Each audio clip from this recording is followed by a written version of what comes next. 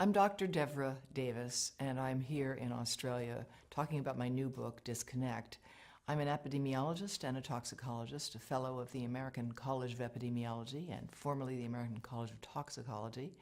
I worked in the Clinton administration. I was the founding director of the Board on Environmental Studies and Toxicology at the U.S. National Academy of Sciences, and that was the group that did the study recommending the ban on smoking on airplanes quite some time ago. But I'm really here because I'm deeply concerned about what we know now about microwave radiation and how it affects the developing brain and body. Recently, the cell phone industry has been issuing advisories itself. These are often buried inside phones, and they're telling you something very important that everyone has a right to know, which is a mobile phone is a two-way microwave radio.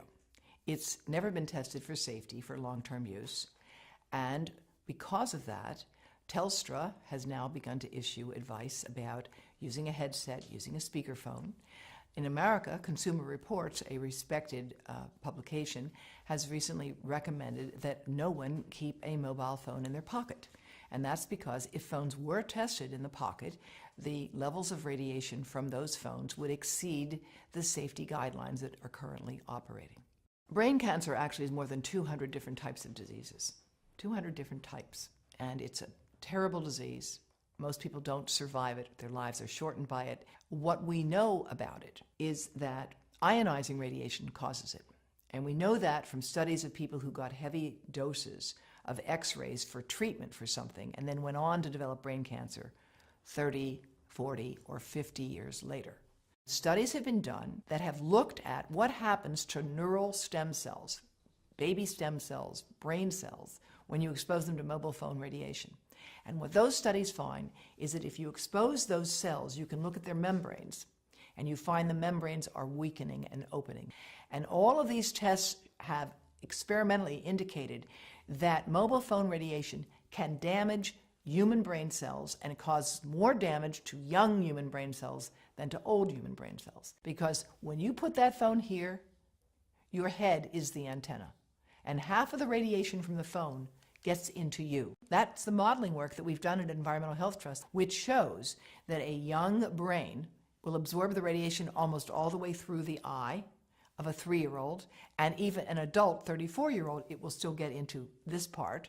And we are seeing effects of many different sorts as a consequence of this. Those who are on the front line of dealing with young children are deeply concerned about this at a professional level in the United States and around the world. In Israel, as well as France, as well as Belgium and Taiwan, there's an active government program to discourage the use of mobile devices by young children. There's a growing literature showing that prenatal exposure to mobile phone radiation causes serious defects in the offspring. Smaller brains, more brain damage, smaller livers, more liver damage, damage to skin cells as well. There are good reasons for concern about the long-term and short-term effects of mobile phone radiation, particularly on children, but especially on sperm. Now, the sperm studies have been developed in more than 7 different countries, and what they find is that the sperm that are exposed to current levels of mobile phone radiation die 3 times faster and have 3 times more damage on their DNA, indicating that mobile phone radiation is damaging to human sperm.